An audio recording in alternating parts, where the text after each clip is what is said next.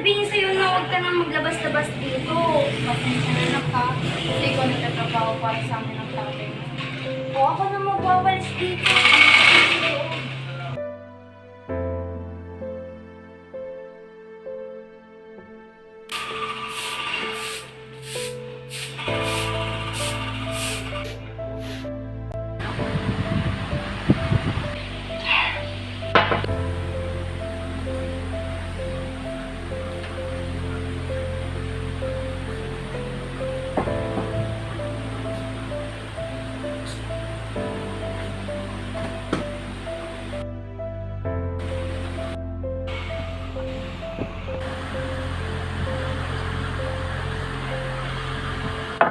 Hoy, Teresa!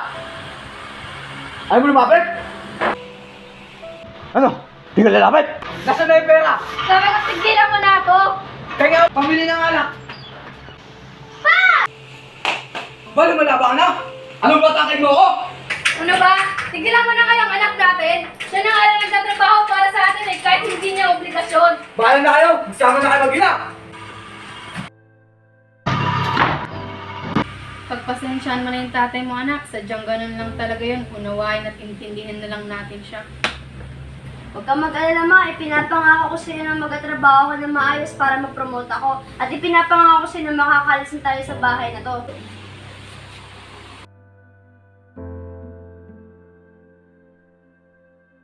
Sana, noon pa man, nagawan ko na ng paraan ng sitwasyon namin mag-asawa. Naawa ko sa anak ko, lagi na lang naiipit sa aming away. Darating yung mga araw na bago ako mawala sa mundo, maayos lahat na nangyari sa aming pamilya. At sana, magbago ang aking asawa. Iha, huwag kang tumalon. Mo, Iha, hindi porket pagod ka na sa buhay, susuko ka na. Tulad kong mag-isa na lang ako, pero hindi ako sumusuko. Dahil nakakaramdam pa din ako ng saya, lungkot, bigati at galit. Kahit mag-isa lang ako, huwag kang susuko sa problema mo.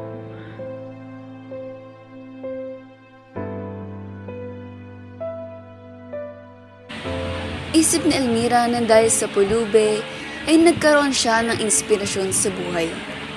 Inspirasyon na naging dahilan ng kanyang paglaban sa mga hamon, problema, suliranin at pasakit sa buhay. Ito ay naging gabay sa kanya upang magpursigi para makaahon sa buhay.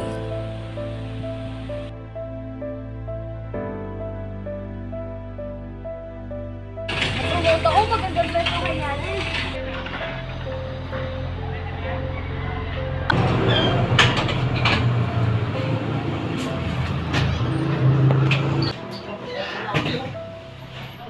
Nay, magandang balita! Nay, na-promote ako! Makakaalis na tayo!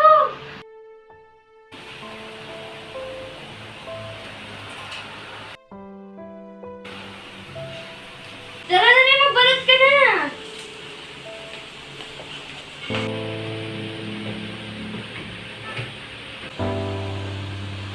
Dahan-dahan.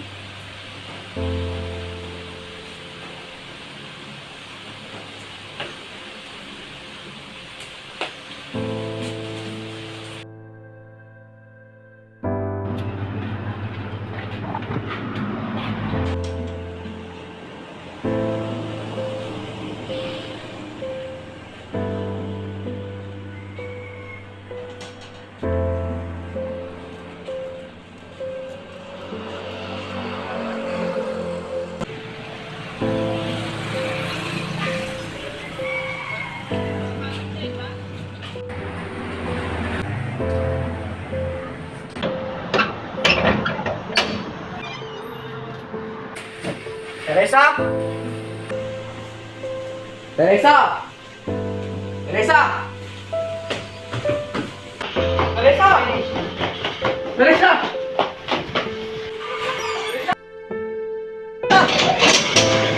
Teresa! Mare, nakalaman mo ba si Teresa? Siyempre, hindi ko na kayo ito eh. Pumunta tayo. Salamat, Mare.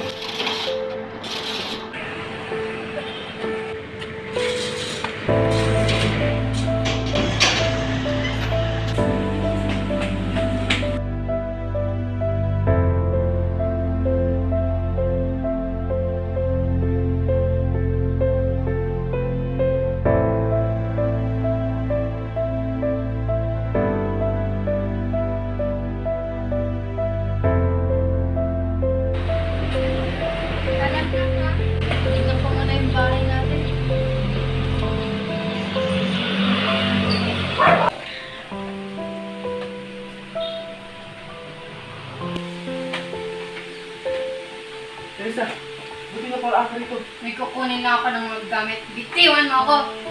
Teresa, huwag na kayong umalis dito ng anak natin. Hindi ko kaya na wala kayo. Teresa, patawarin mo ako. Patawarin mo ako sa aking kasalanan. Pasalamat ka, mahal kita. Tumayo ka na dyan, humingi ka ng pasensya sa anak natin. Nasa labas siya. Mira? Mira? Anak? Anak? Mira, anak, patawarin mo ako sa aking kasalanan. Sige na anak, patawarin mo na siya.